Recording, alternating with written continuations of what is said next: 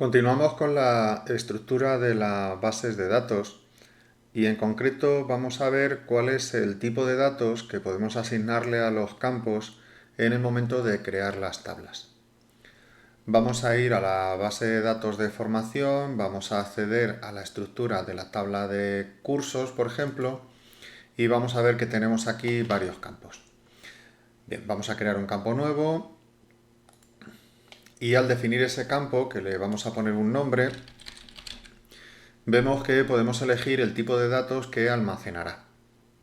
En este vídeo en concreto vamos a ver los campos de tipo numéricos, que fundamentalmente son dos: el int, integer, número entero, o el float, que es un número decimal.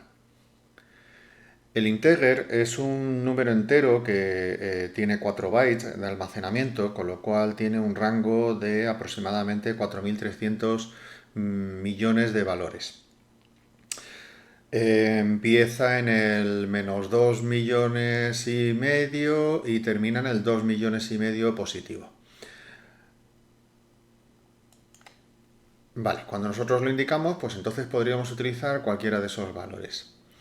Pero podemos limitar esos valores. Por un lado, tenemos la posibilidad de limitar la longitud, indicándole la cantidad de dígitos que queremos que utilice.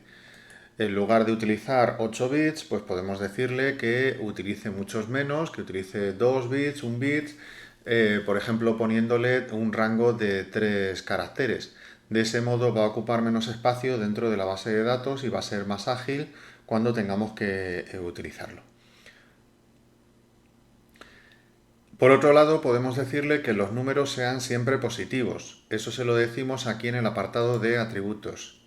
Si le decimos la propiedad unsigned, entonces esto significa que no va a admitir números negativos y que todos los números van a ser siempre positivos. El rango de datos completo de 4.300 millones sería solo en el lado positivo de los números.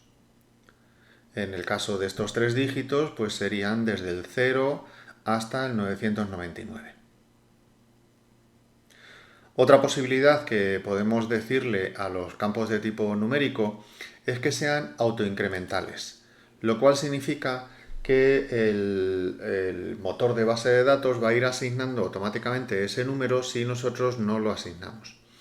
Tiene un contador interno que le asigna un número y para la siguiente vez pues le asigna el siguiente número o el siguiente que esté libre disponible dentro de ese listado de números. Todas estas propiedades podemos decirle para acondicionar esos campos de tipo numérico. Otro tipo de campos son los campos con decimales. Son los campos de tipo float. Son campos de 8 bytes, es decir, tiene un rango de datos muchísimo mayor que el integer y admite decimales. Le podemos decir que sea float y también podemos limitarle la cantidad de dígitos que puede almacenar, supongamos que 6 dígitos. Si queremos que todos esos dígitos, todos esos números solamente sean positivos, pues entonces también le podemos poner la propiedad del unsigned. Lo que no podemos hacer aquí es decirle que sea autoincremental. Esta opción de float es incompatible con que sea autoincremental. Si le damos a guardar, se produce un error. Hay otros modelos de campos numéricos que son variaciones de los anteriores. Tenemos el int y tenemos diferentes modelos de int, el tiny, el small, el medium, el big, que son todos ellos números enteros pero con diferentes rangos de datos. 2 bytes, 3 bytes, 8 bytes. Y otros modelos de datos decimales pues son este que pone decimal o este otro que pone doble. Bueno, pero en la práctica solamente se utilizan los datos de tipo numérico como integers cuando son números enteros o float cuando son números que admiten decimales.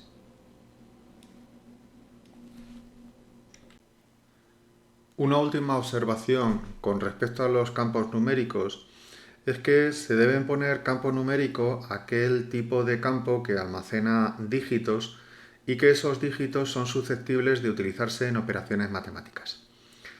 Si en un campo vamos a escribir números, pero esos números no se pueden utilizar para hacer operaciones matemáticas, entonces deberíamos aplicarle otro tipo de datos, probablemente de texto. Por ejemplo, si tenemos un campo llamado edad, pues los valores introducidos dentro de ese campo podríamos utilizarlos para hacer promedios o para hacer máximos o mínimos. Pero si tenemos un campo llamado código postal, esos números que están dentro del código postal pues no se pueden utilizar para hacer promedios, ni para hacer sumas, ni multiplicaciones, ni máximos, ni mínimos. En ese caso son dígitos, pero no son valores numéricos. Deberíamos ponerlo como campos de texto. Eso lo veremos también en otro vídeo.